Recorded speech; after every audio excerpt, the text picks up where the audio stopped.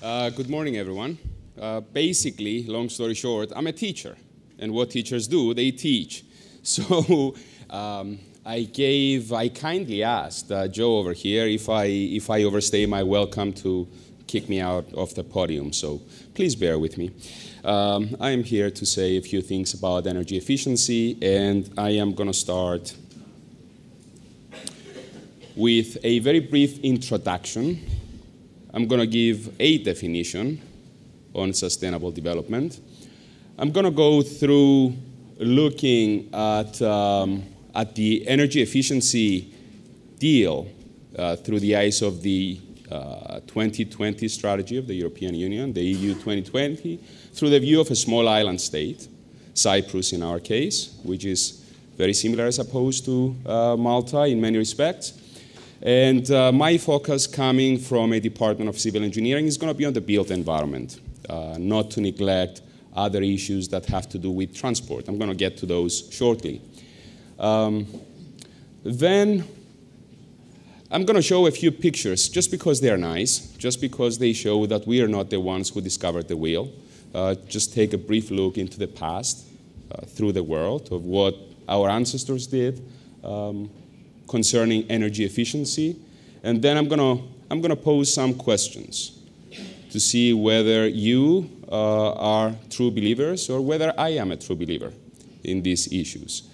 And in the end, I'm going to open the floor, and I hope you don't get to fry me too much. Now, what is sustainable development? Had I asked this question, and had it not been rhetorical, I would have gotten a whole bunch of definitions. Long story short, I like simplicity. My colleague Kim earlier in the morning talked about simplicity, for instance.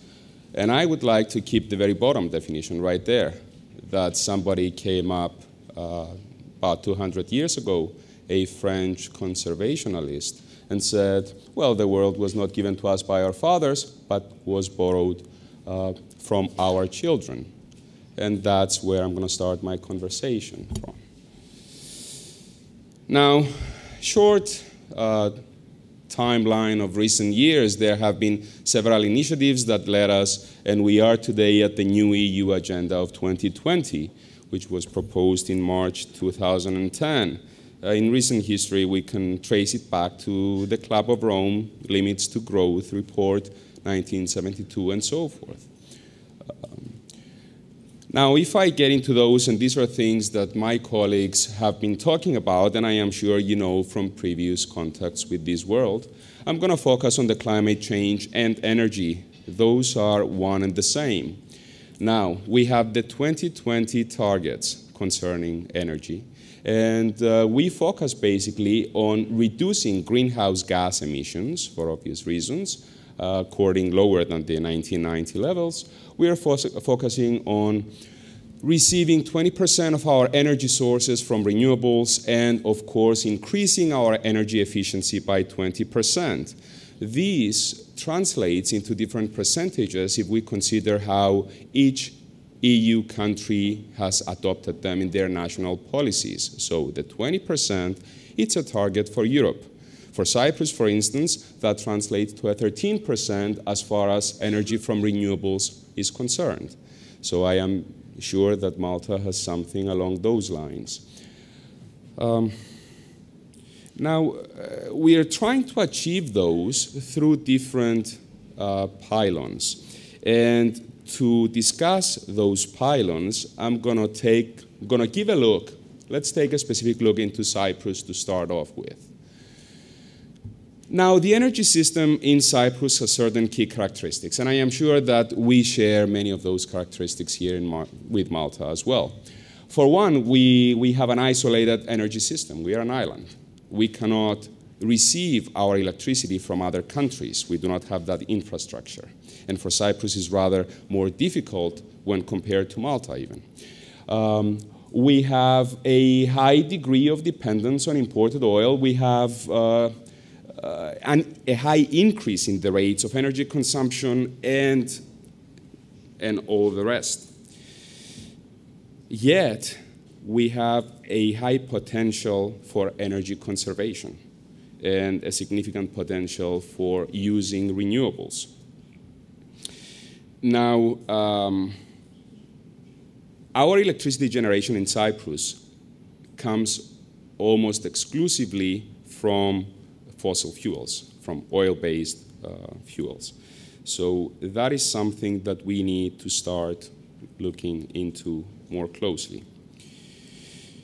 Some of the main indicators in the Cyprus energy system, we've been seeing an annual increase in the final energy consumption on the island through the past decade, with a slight decrease in the last couple of years.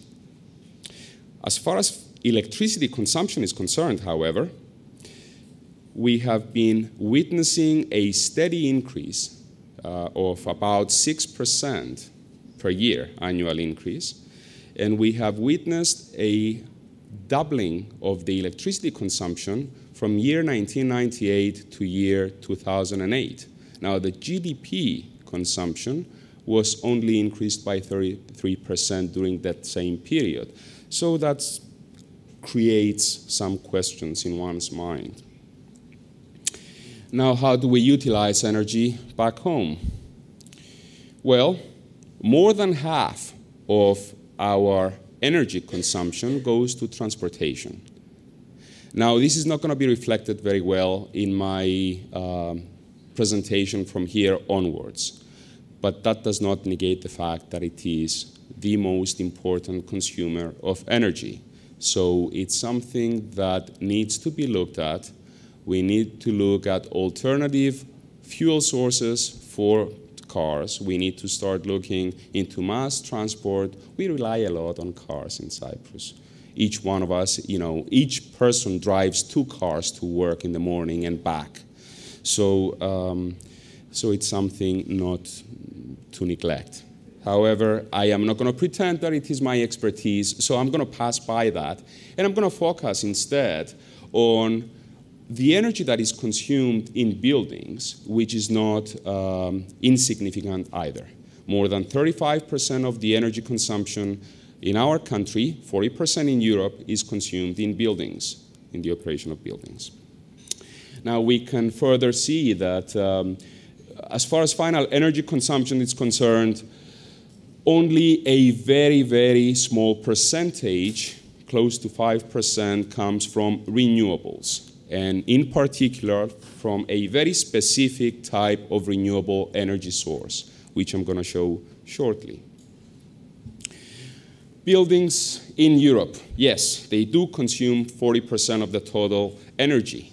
In Cyprus, it's about 35%. And this is as operating energy. It does not take into consideration the energy that goes into building, into constructing those buildings. And they do produce about 35% of all greenhouse emissions. That is something that we cannot obviously neglect if we truly believe in this effort of sustainable development. Now, a building consumes energy in a number of ways, and I'm listing those there. It is not only the obvious what we do during, while we live in the building, but it's also what happens during manufacture and of the different components, and obviously in the operation of the building itself. Now, it says in the end, final disposal. I would say demolition and disposal would be a rather unfortunate term. I would like to think of it as more dismantling in the future. And that has to do with how we separate materials, which do take a lot of energy resources to obtain and obviously to get rid of. Now, the aim when it comes to energy consumption in buildings is obviously to look at the building throughout its life cycle. That is, from its siting, where do we place it in a plot of land, to its design, to its construction operation, and in the end demolition or dismantling, even better.